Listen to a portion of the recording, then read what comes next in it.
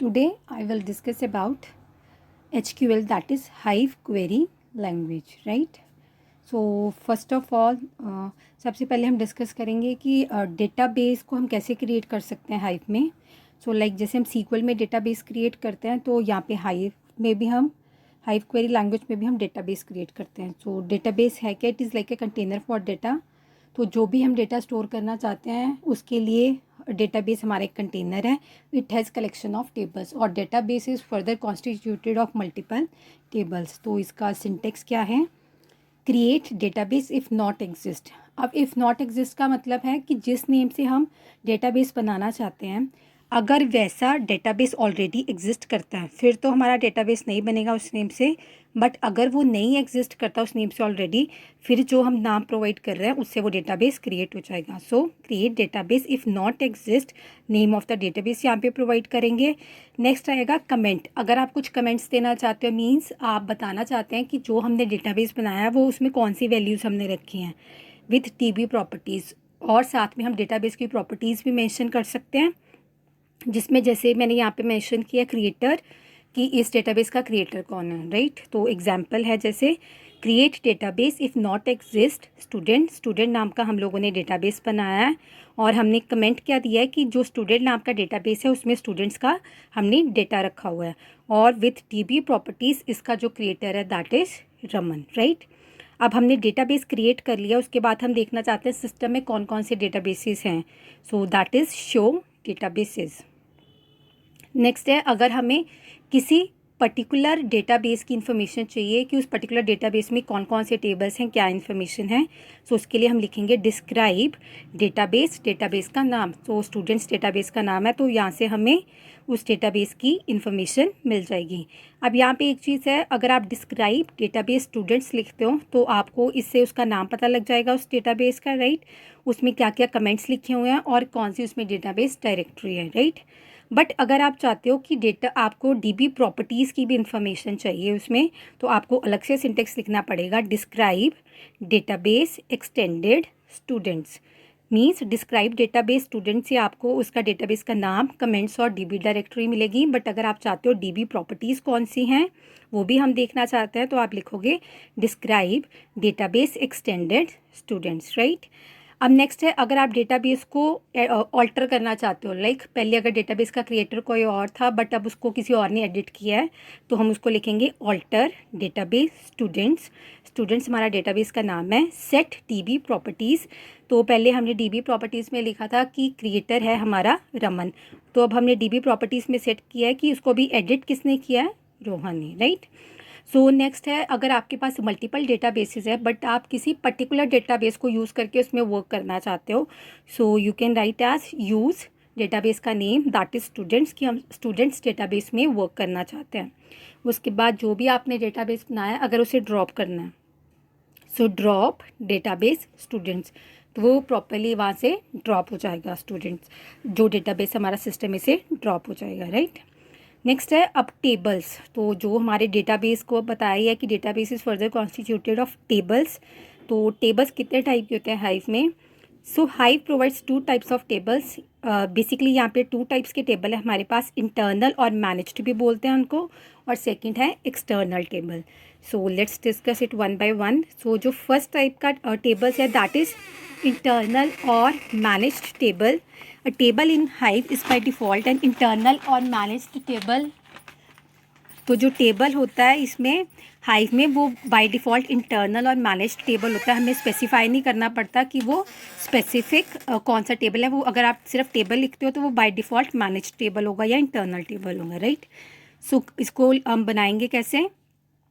Create table if not exist. Likewise जैसे हमने database में लिखा था, तो जो हम टेबल बना रहे हैं they have to be unique. तो इसका मतलब जिस नाम से हमें टेबल बनाना है अगर उस नाम से ऑलरेडी सिस्टम में नहीं होगा तो वो स्टूडेंट नाम का टेबल बना देगा. उसमें एट्रीब्यूट्स क्या रहेंगे, राइट, मतलब उसमें क्या क्या प्रॉपर्टीज़ होंगी?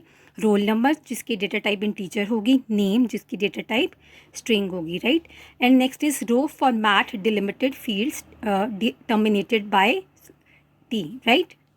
तो इसका मतलब है अब जो ही आपका टेबल बनेगा ये रो फॉर्मेट में होगा, मीन्स इसमें जो भी वैल्यूज़ होंगी रो बाय रो स्टोर होंगी, और जो हर एक रो होगी वो सेपरेटेड बाय होगी मतलब आपके फर्स्ट रो कंप्लीट होने के बाद आपका जो कर्सर है वो नेक्स्ट लाइन में चला जाएगा। मीन्स आप एक ही लाइन में मल्टीपल वैल्यूज़ नहीं लिख सकते हैं।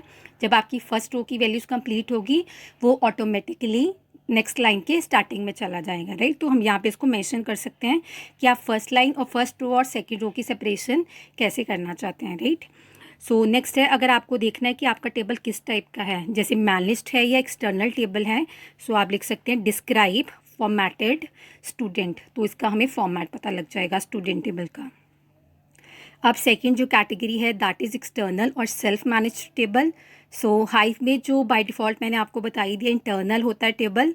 तो अगर आप स्पेसिफाई करना चाहते हैं कि हमारा टेबल एक्सटर्नल है, then you need to write external keyword there, right, so that the system will get to know कि हमारा अब जो टेबल बना रहे हैं ये बाय डिफ़ॉल्ट टेबल नहीं है, it is an external table. और सेकेंडली यहाँ पे हमें एक लोकेशन मेंशन करनी पड़ती है जहाँ पे जाके हमारा जो ये एक्सटर्नल टेबल है वो स्टोर होगा, राइट। सो इसका लोकेशन मेंशन करने का एडवांटेज क्या है, अगर आप टेबल को ड्रॉप करते हो तो इसका जो डेटा है वो टोटली ड्रॉप नहीं हो जाएगा। जो इसकी लोकेशन में हमने उसको स्टोर करके रखा हुआ था वहाँ पे वो आप उसको फिर से उस वहाँ से रिटेन कर सकते हैं। सो इसका सिंटेक्स है क्रिएट एक्सटर्नल कीवर्ड लगाएंगे table if not exist student one नाम का हमने एक्सटर्नल टेबल बनाया है जिसमें 2 एट्रीब्यूट हैं, रोल नंबर जिसकी डेटा टाइप इंट है, नेम जिसकी डेटा टाइप स्ट्रिंग है, रो फॉर्मेट डिलिमिटेड फील्ड्स मतलब जो भी रो फॉर्मेट होगा और ये डिलिमिट कैसे होगी एक रो दूसरे रो से, by /t means first row के बाद नेक्स्ट लाइन के आप स्टार्टिंग में चले जाओगे। और यहाँ पे हमने लोकेशन मेंशन कर दी है कि कौन सी लोकेशन में वो स्टोर्ड रहेगा। सो स्टूडेंट इन्फो में हम उसको स्टोर कर देंगे, राइट। अब हमें देखना है, जैसे पहले मैंने आपको बता ही दिया, हमने चेक करना हो टेबल की टाइप क्या है। सो डिस्क्राइब फॉर्मेटेड स्टूडेंट। अब नेक्स्ट है टेबल आपने क्रिएट कर लिया, अब टेबल में डेटा एंटर कैसे करना है। सो इसके लिए हम यूज़ करेंगे कीवर्ड लोड कि हम डेटा को लोड करना चाहते हैं, राइट। तो हमारे पास कोई फाइल है सिस्टम में, वहाँ से डेटा निकाल के हम अपने टेबल में डालना चाहते हैं हाइव में। सो उसके लिए सिंटेक्स रहेगा लोड डेटा लोकल इन पाथ, राइट। तो यहाँ पे उसका पाथ डिफाइन कर देंगे कि सिस्टम में वो कहाँ पे डेटा आपका स्टोर्ड है, ओवरराइट इनटू टेबल ext_student। तो एक्सटर्नल अंडरस्कोर स्टूडेंट नाम का कोई टेबल है, उसमें हमारा जो हमने लोकेशन मेंशन की थी वहाँ से डेटा लेके हम इस न्यू टेबल में उसको लोड कर देंगे या इंसर्ट कर देंगे, राइट। अब अगर आपको देखना है टेबल में क्या क्या इन्फॉर्मेशन है, तो जैसे हम सीक्वल में करते हैं लाइक वैसे ही यहाँ पे है। अगर आपको होल डेटा देखना है तो सिलेक्ट स्टार फ्रॉम टेबल का name, like external underscore student आ गया यहाँ पे। अगर आपको कोई पर्टिकुलर कॉलम देखना है या पर्टिकुलर एट्रीब्यूट देखना है तो select name from external underscore student, right. अब नेक्स्ट एक स्पेशल प्रॉपर्टी है हाइव की कि ये हमें पार्टीशंस प्रोवाइड करता है। मीन्स वी कैन कैटेगराइज और partition are data on the basis of some specific condition. तो लाइक सपोज अगर आपके पास पूरी क्लास का डेटा है तो आप वहाँ पे पार्टीशन करना चाहते हैं कि जिन स्टूडेंट्स की 70% से ज़्यादा परसेंटेज है उनके एक अलग पार्टीशन बन जाए और बिलो 70% वालों की अलग पार्टीशन बन जाए, सो दैट अगर आपको कभी भी स्टूडेंट को सर्च करना हो आप उसको ईजिली सर्च कर सको, राइट। सो पार्टीशन भी हमारे पास 2 टाइप की होती है, एक स्टैटिक होती है और एक डायनेमिक। तो पहले हम देखेंगे static partition. It is upon the user to mention the partition. तो यहाँ पे यूज़र मेंशन करता है कि उसको किस बेसिस पे पार्टीशन करनी है। सो इसका आपका सिंटेक्स है create table if not exist static part student.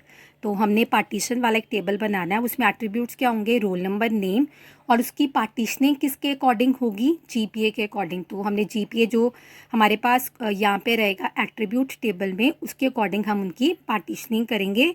बाकी वैल्यू सेम या row format delimited fields terminated by /t, right.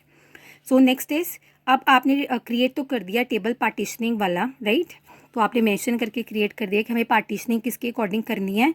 तो अब आप पार्टीशन टेबल में डेटा इंसर्ट कैसे करोगे, लोड कैसे करोगे। So insert overwrite table static part student.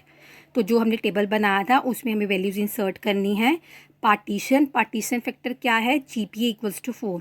Means हमें पार्टीशनिंग करनी है ऑन द बेसिस ऑफ जो जीपीए जिनका 4 है उनके एक अलग से पार्टीशन बन जाए, राइट। सो नेक्स्ट हम लिख देंगे select roll number name from external student, where GPA equals to 4। तो हमारे पास जो पहले से एक टेबल कोई बना है जिसमें एक्सटर्नल स्टूडेंट नाम का टेबल था, हम एक न्यू पार्टीशनिंग बना रहे हैं, एक न्यू टेबल में पार्टीशनिंग क्रिएट कर रहे हैं जिसमें वो क्या करेगा, एक्सटर्नल स्टूडेंट नाम की जो टेबल है वहाँ से जिनका GPA 4 है वो वाले स्टूडेंट्स का डाटा इस टेबल में इंसर्ट कर देगा। जो हमारा स्टैटिक पार्टीशन वाला टेबल है that is static underscore part underscore student, right. तो मीन्स हमारा एक न्यू टेबल बन जाएगा जिसमें सिर्फ GPA इक्वल्स टू 4 वाली एंट्रीज होंगी। तो बेसिकली आपको पार्टीशन में करना क्या, आपको पार्टीशन फैक्टर डिस्क्राइब करना है कि किसके बेस पे आप पार्टीशन करना चाहते हो, और नेक्स्ट जो आपका ओरिजिनल टेबल रहेगा वहाँ से आप वो वैल्यूज़ पार्टीशन में डाल दोगे जो भी आपका क्राइटेरिया रहेगा पार्टीशनिंग के लिए। So next is dynamic partition. The user is simply required to state the column basis which the partition will start. तो यहाँ पे यूज़र को सिर्फ स्पेसिफाई करना होता है कॉलम नेम। जैसे स्टैटिक में हमने किया था कि GPA इक्वल्स टू 4 वाले को हम पार्टीशन करना चाहते हैं, राइट। बट यहाँ पे हम कुछ स्पेसिफिक वैल्यू नहीं बताएंगे GPA की, हम कहेंगे कि हमें GPA कॉलम के ऊपर पार्टीशनिंग करनी है, right. Hive will then create partition on the basis of unique values in the column. तो हाइव अपने आप से क्या करेगा, पार्टीशनिंग कर देगा उस कॉलम में से जो भी यूनिक वैल्यूज़ होंगी। सो सिंटेक्स है create table if not exist dynamic part student. तो हम यहाँ पे डायनेमिक पार्टीशनिंग का टेबल बनाना चाहते हैं जिसमें एट्रीब्यूट क्या होंगे, रोल नंबर, नेम, और पार्टीशनिंग किस बेसिस पे हमने की है, GPA बेसिस पे। बाकी row format delimited fields terminated वही सिंटेक्स रहेगा। अब इसमें इंसर्ट करनी है values. So insert overwrite table dynamic part student.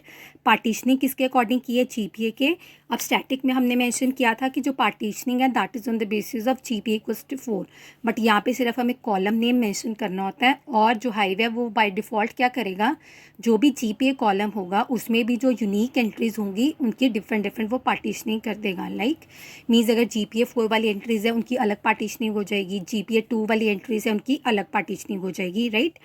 So select roll number name from external student data table में से हम डेटा उठाएंगे और इस जो डायनेमिक पार्टीशनिंग वाला टेबल है इसमें हम उसको इंसर्ट कर देंगे, राइट। अब जैसे हमारे पास SQL में व्यूज़ होते हैं कि अगर हम पूरे टेबल को नहीं देखना चाहते हैं, उसमें से कुछ स्पेसिफिक पोर्शन को हम कंसिडर करना चाहते हैं तो उसके लिए हम व्यूज़ बनाते हैं। तो लाइकवाइज SQL में भी आप व्यूज़ बना सकते हो। सिंटेक्स है क्रिएट व्यू, व्यू का name that is student underscore view as select roll number name from external students. तो सेम सिंटेक्स वही है जो हम SQL में पढ़ते हैं। अब यहाँ पे हम SQL का कंपैरिजन इसलिए कर रहे हैं SQL से सो दैट कि जो टर्म्स हमें SQL में ऑलरेडी पता है उसको हम यहाँ से कंपेयर कर सकें और हमें समझने में इजी हो जाए। सो एक्सटर्नल स्टूडेंट्स नाम का जो टेबल है वहाँ से हमें रोल नंबर और नेम कॉलम्स को लेके एक व्यू क्रिएट करना है, राइट। अब जो हमने व्यू बनाया उसको हम कैसे उसमें से इंफॉर्मेशन एक्सट्रैक्ट कर सकते हैं। So select star from student view. तो मुझे अगर पूरा व्यू देखना है कि कैसे बना है, नेक्स्ट है ड्रॉप कर सकते हैं, ड्रॉप व्यू, व्यू का नेम, राइट। सो नेक्स्ट है जॉइंस। अब जैसे हमें पता है SQL की इंपॉर्टेंट प्रॉपर्टी है कि वहाँ पे हम जॉइंस लगा सकते हैं।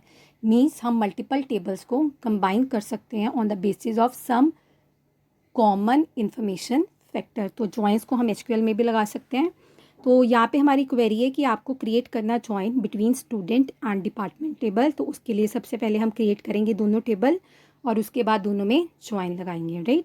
सो पहले हमने क्रिएट किया create table if not exist student नाम का टेबल है जिसमें हमने एट्रीब्यूट मेंशन कर दिया है और उसमें फिर हमने इन्फॉर्मेशन एंटर कर दिया लोड डेटा लोकल इन पाथ की हेल्प से। उसके बाद फिर हमने एक और टेबल बनाया डिपार्टमेंट, उसमें हमने फिर इन्फॉर्मेशन इंसर्ट कर दिया है। अब आप देखो जब भी आप दो टेबल्स को ज्वाइन करना चाहते हैं there has to be one common attribute और कॉलम नेम बिटवीन देम। तो यहाँ पे अगर आप देखो तो जो टेबल स्टूडेंट वाला है उसमें रोल नंबर है, लाइकवाइज जो डिपार्टमेंट टेबल है उसमें भी रोल नंबर है। मींस इनमें जो कॉमन फैक्टर है दैट इज़ रोल नंबर। तो अगर हम इनको ज्वाइन करेंगे that will be on the basis of the roll number. So यहाँ पे जब आप इस पे ज्वाइन लगाओगे so it will be like select A. अब ए आपको पता है जैसे हम एलाइसिस बनाते हैं ना टेबल की SQL में, तो लाइकवाइज यहाँ पे भी हमने एलाइस क्रिएट किया है उसका। So rather than specifying the whole table name हम उसके एलाइसिस बना देते हैं। So select A dot roll number, A dot name, A dot department number from student A, मतलब स्टूडेंट का एलाइस ए है, हम स्टूडेंट को यहाँ पे रेफर कर रहे हैं ए की हेल्प से। जॉइन डिपार्टमेंट का एलाइस बी है, राइट। और यहाँ पे ऑन किस बेसिस पे हम उनको कंबाइन कर रहे हैं कि ए का जो रोल नंबर है that should be equal to जो आपका स्टूडेंट का रोल नंबर है that should be equal to department का रोल नंबर। मीन्स हमें वो कॉमन इन्फॉर्मेशन चाहिए जो रोल नंबर स्टूडेंट टेबल में भी एग्जिस्ट करता है, वही रोल नंबर डिपार्टमेंट टेबल में भी एग्जिस्ट करता है, उनकी हमें इन्फॉर्मेशन चाहिए, राइट। अब यहाँ पे क्वेरी में एक थोड़ी सी मिस्टेक है, जहाँ पे मैंने लिखा है ए डॉट डिपार्टमेंट नंबर, वहाँ पे आएगा B dot department number, because जो डिपार्टमेंट नंबर है that is the attribute of department table और उसका एलाइस है B. So kindly make this correction. Next है एग्रीगेशन। हम एग्रीगेट फंक्शंस कैसे लगा सकते हैं, जैसे हमने एवरेज लगाया तो सेम वही सिंटेक्स है जैसे सी इक्वल के हैं, सिलेक्ट एवरेज जीपीए की हम एवरेज निकालना चाहते हैं फ्रॉम स्टूडेंट टेबल में से, और हम काउंट स्टार करना चाहते हैं, मीन्स हम टोटल नंबर ऑफ रोज देखना चाहते हैं कितनी है हमारे टेबल में। ग्रुप बाय एंड हैविंग भी यूज़ कर सकते हैं हम clauses. So select roll number name from student table से हमें रोल नंबर और नेम चाहिए। अब ग्रुपिंग उनकी किस बेसिस पे होगी, रोल नंबर नेम जीपीए, तो इसके हिसाब से हम उनकी ग्रुपिंग कर देंगे। और उनका क्राइटेरिया क्या है ग्रुपिंग का, कि जिनका जीपीए ग्रेटर देन 4 है उनकी ही हम ग्रुपिंग करना चाहते हैं on the basis of these field. So that is totally similar like SQL. So अब आपको समझ में आ जाएगा कि जो हमारा एचक्यूएल है बेसिकली इसकी जो क्वेरीज हैं सीक्वल से मैच कर रही हैं, तो बहुत ज़्यादा डिफरेंस नहीं है। और टर्म्स का डिफरेंस है या थोड़ा सिंटेक्सिस में डिफरेंस है, otherwise both are nearly same, right. So that's all for HQL. Thank you.